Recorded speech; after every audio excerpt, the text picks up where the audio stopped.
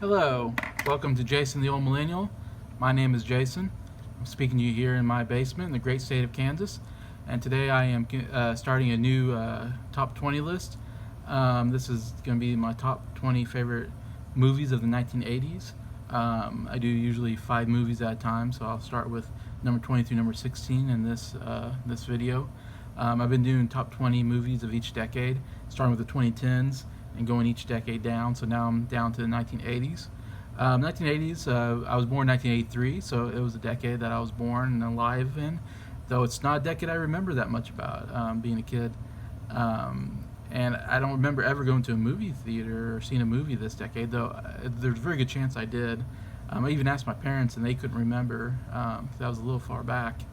Um, of what movies I might have seen. So I don't know. So these are all kind of movies that I didn't see firsthand. I saw them later, probably in the 90s at some point. I saw them on TV or maybe rented a VHS tape, or parents had a VHS tape, or a friend had one. And so that's where I kind of discovered a lot of these movies, probably in the 90s. Um, I, kind of grew up on them at that period. So 80s, yeah, kind of forgetful decade for me. And it's a decade that it's a movie, even music and movies. I'd say 80s has never been one of my favorite decades. I don't know why. It's just when I list my favorite decades, 80s is always missing. I don't know why. I just didn't get the pop culture stuff of that decade. Some of the big stuff there. I mean, I do have a lot of popular movies on my list for sure, but I don't really have. Look at my list. I don't really have a lot of like Oscar-winning dramas like I do in other decades. A lot of my movies are, I have a lot of action movies and a lot of these big franchise blockbuster, summer movies and action adventure sci-fi movies are kind of dominating my list. There's like 3 franchises that really dominate my list. When I look, especially when you get to my top 5, it's like the same. It's sequels from the same movie basically. So there's been a couple franchises that I really love from this decade, but individually movies, I don't know, it's not really my favorite for some reason. Just never been. I think of the 80s, I think the action movies really got a lot better. Really took a step up. I think he had some really great action stars like Arnold Schwarzenegger, Sylvester Stallone, John Claude Van Damme. Uh, I can put Jackie Chan in that list. But you got a lot of more muscle bound guys that look really good on screen. And they did a lot with action. Of course, he did a lot more violent, did a lot more graphic violent movies at this time period, like The Terminator, Predator, Rambo franchise. Yeah, so the action definitely, I think, went up a notch. Die Hard, all that. And I'm just naming mostly movies that aren't on my list. Those are huge movies at the time, and they didn't even make my top 20 list, just to say. And there's some movies on here that aren't going to be on anybody else's list, but they're just more personal favorites of mine. I've liked as a kid. Even now watching them, I still love them. Maybe that's part of nostalgia, but part of it is I just mostly just really fun movies on my list. Nothing too dramatic, nothing too not a lot of drama that I can see. A lot of it's action comedies and just action movies maybe. Anyway, so I guess that's enough intro. Let me get to my first movie here, my number 20 movie, and it is a movie called Tootsie from 1982. It's a comedy starring Dustin Hoffman, who plays an actor who is very difficult to work with and can't get a job, and so he decides to dress like a woman and go and try to get actress jobs. Ends up getting a job on a soap opera, I think in a hospital or something. And so yeah, he dresses up like this woman, I think named Dorothy, and he does such a good job. He looks and sounds like a woman. You don't even know that's Dustin Hoffman under there. So it's definitely one of those tropes: a man dressing like a woman or a woman dressing like a man and pretending to be and trying to hide the fact that they're not. It's definitely been done quite a bit. I think of like movies like Some Like It Hot with Jack Lemmon, Tony Curtis. Um, Even recently I say not recent maybe, but like Mulan is one I've seen recently. Um, I think the White Chicks, whatever, Big Mama's House. I know it's been some there, but I feel like even Bosom Buddies, TV show. It's been done quite a bit, and it's kind of almost for cheap laughs sometimes. and it's almost unbelievable. A lot of times you watch those and goes, "There's no way you'd believe that's a woman or a man. That definitely doesn't look like it." I think this one does actually a really good job with that kind of trope of trying to look like a woman, and actually, oh, this is Doubtfire, of course. That's another really good one. Um, I'm just thinking on top of my head. Uh, and Dustin Hoffman does such a good job in this role that he actually kind of is believable, and he's very funny in the role. Um, it was nominated for, I think, Best Picture. Dustin Hoffman nominated for Best Actor, very deserving. Jessica Lange in it. I know I forget the actress name, something Davis, has a small part in it. And then Bill Murray actually has kind of a small part as Dustin Hoffman's like roommate. Or Terry Gard's in it. That's right. Bill Murray, probably maybe the first movie that he was in. I think in a small part. It's like one of the first movies he was a part of, and he has some very funny moments in it. Anyway, before he became a big star himself. But anyway, so yeah, I would say check out Tootsie from 1982. Really surprisingly good comedy for me. Number 19, another kind of comedy um, called Good Morning Vietnam from 1987. You almost want to say it in the Robin Williams voice. Good morning Vietnam, the way he says it. Of course, starring Robin Williams, playing a radio DJ who, during the Vietnam War, he goes over and does like radio for the troops, and he's a very funny, very quick-paced, a lot of different voices, lots of jokes. He's just playing he's just a DJ playing rock music, but in between the music, he does, little interludes, and makes up, characters and stuff, and it's very funny. It becomes very popular. Of course, troops absolutely love him, and kind of helps them, of course, because they're going through this, really terrible, time of, stress and anxiety, and not knowing if they're going to live the next day, and so they kind of need that relief of this DJ played by Robin Williams. Um, Anyways, and it's another movie that I think nominated for Best Picture, I believe. Um, Robin Williams, I think probably his first Oscar nomination for Best Actor. And it's interesting because mostly comical. There's some dramatic moments that come kind of towards the end, but you just watch it for Robin, and it's one of the best movies showing what Robin Williams can do. As most of the stuff that he did as he's being the DJ is improvised by Robin. It's not written. You can't write the stuff down. Stuff that Robin puts out, only Robin can do it. And so he puts out some really funny stuff, and like I said, the thing about Robin Williams is he's so quick. He goes from one joke to the other. He's doing voices, and it's very funny and very fun to watch. And there's even a great scene just to say that he almost wants to quit because he doesn't like the way he's being censored a little bit, and so he almost wants to quit. But then he sees some soldiers, and he kind of performs a comedy act for them, to make them smile because he knows they're going off and they could die. And so then he sees that he's serving a really great purpose. And I love that about the movie, that, he's serving this great purpose of making these soldiers laugh, and bringing some joy to them in a time that's really dark and very scary. Anyways, and Robin Williams, just gives one of his best performances ever. So yeah, definitely check out Good Morning Vietnam from 1987. Okay, now number 18 is a movie I actually own. One of my favorite comedies, perhaps my favorite comedy of this decade. One I loved as a kid and I still like today, called Three Amigos.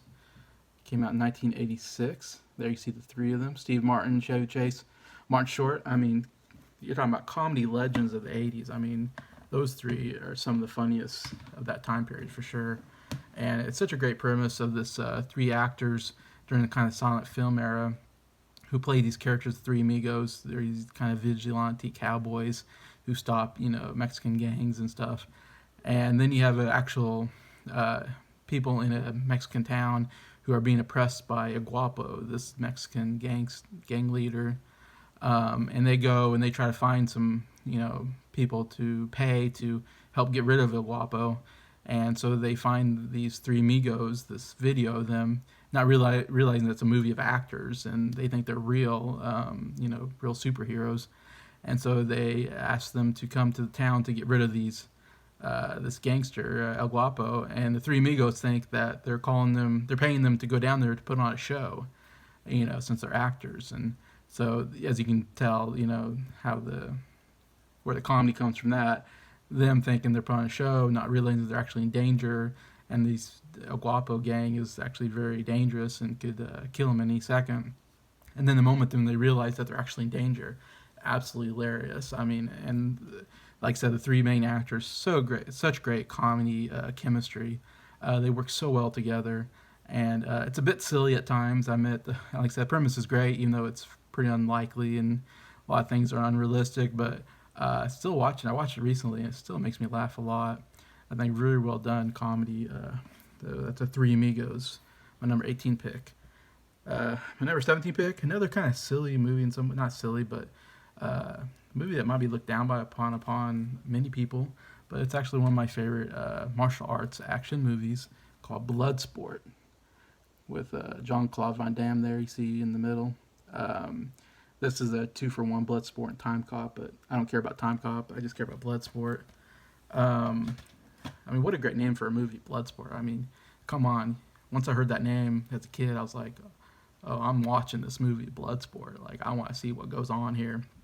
And Jean-Claude Van Damme became one of my favorite action stars of the 80s. Anytime Jean-Claude Van Damme came out with a movie, I was watching it. I had to watch everything he did because I'm a huge fan of martial arts, what I call martial arts action, And this was a great movie as it shows different fighting styles from different countries. And the whole premise of the movie, I mean, there's not much to the premise, just Jean-Claude Van Damme he's in the army, but he was brought up learning this type of martial arts from this martial arts master. Kind of mentors him, teaches him this martial arts passed down by his family. And so there's this big tournament, actually called the Kumite tournament. Bloodsport's kind of a nickname for it, but it's called the Kumite. And people get invited from all over the world, fighters from all over the world to compete in this tournament. And I'm not sure what you get besides a trophy. I don't know if you get some money from it, but maybe some honor for your family, for your master, for your type of martial arts, So probably a lot of pride goes into it. Anyways, he decides to go down to compete in the Kumite for his master and his master's family, who he's sees as almost like a father figure to him. Anyway, so it goes down to Kumite, even though it's against the army's wishes. They don't want him to go down there. It's because it's like the secret, underground tournament that nobody's supposed to know about. Anyway, so he goes down there, of course, and we see it's a lot of tournament fighting, a lot of one-on-one fighting. And not necessarily the best, like, choreography, maybe, for fighting, but still, it's just so fun because you get to see, someone doing kung fu, someone do Thai boxing, sumo wrestler type fighter, boxer type fighter, you get Brazilian fighting, what do you call it, cabaret, you get all kinds of styles, which is so fun because there's so many different styles of fighting, so it's really fun seeing the mixture, and it's one of the first movies I've ever seen where you see really a mixture, because most movies I've seen, are usually like kung fu movies, that's mostly kung fu style. So it's fun to see these different styles and fighting styles in different countries and, the cultures and all that coming together. So that's what I really enjoy about it. And also the 80s soundtrack is so good. I mean, I love the main song when they're showing all these fights and it goes kumite, kumite, kumite, and just gets your blood going. You're like, yeah, let's see some fighting. It's such a great 80s song. Anyways, and Jean-Claude Van Damme is so good. Almost sounded like a cuss there, but I didn't. He's so good in the role. Not that he's a great actor, but he's very muscle bound and he has some great kicks. He has some of the best splits you've ever seen in a movie.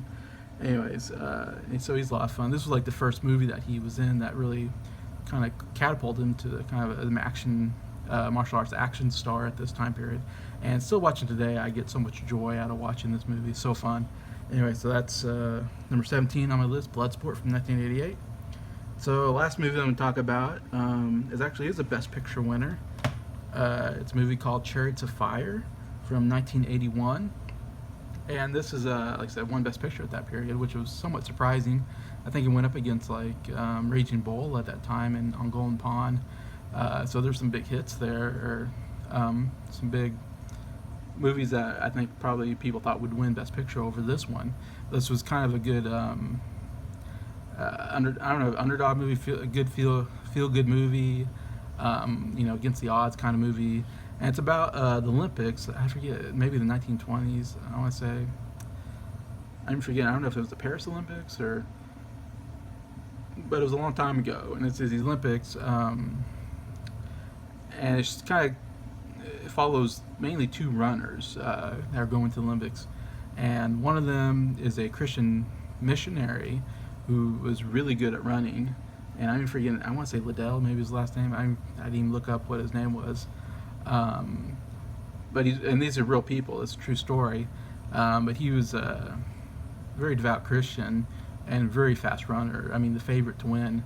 All the meets that he was, field events that he was in. But he had a rule that he does not run on Sundays because of his religious convictions. He will not. And so one of the events is going to be on Sunday, and he refuses to go. And there's lots of talks of, do we change it for him, or do we talk him to try to go in? And he's pretty stern about it. And in fact, he wants to run the race. He wants to win, but his overall goal is to be a missionary, and that's what he's going to do after Olympics. It's like he's going to win the gold, and then he's going to go off and become a missionary, I believe, in China. And I even love the fact that his sister kind of doesn't want him to run, and she even says, why are you running in this race? Is it more important to be, out there, being a missionary for God than running the race? And I love his response of, God made me a good runner, and when I run, I feel, God's blessing on me, and that's why I run, because, I just feel like glorify God when I run. Anyway, so it's great. Of course, I'm a Christian, so I love that aspect of the movie. And one of the main characters being Christian and seeing a positive light and seeing some of moral integrity. I really enjoy that part of it. There's another runner who's Jewish, I believe, and so it deals with some anti-Semitism at the time. And he wants to be, of course, he trains really hard to also to win. And it kind of goes through his story too. So it's these two runners and their stories. Of course, great soundtrack. It has one of the best, bum bum bum bum bum bum bum. So one of the great musical scores of all time. So I definitely check this out. Chariots of Fire from 1981. So that's number 16, the last movie on my list. Anyway, so I'll do some more, some other videos. Thank you a lot for watching this video, and thank you to all my subscribers. I really appreciate all of you and your support. And just feel free to comment on your favorite movies of the 80s and tell me if I'm right or wrong about these movies that I explained, or if I'm totally off, or these are some good movies you think. Anyway, so thank you.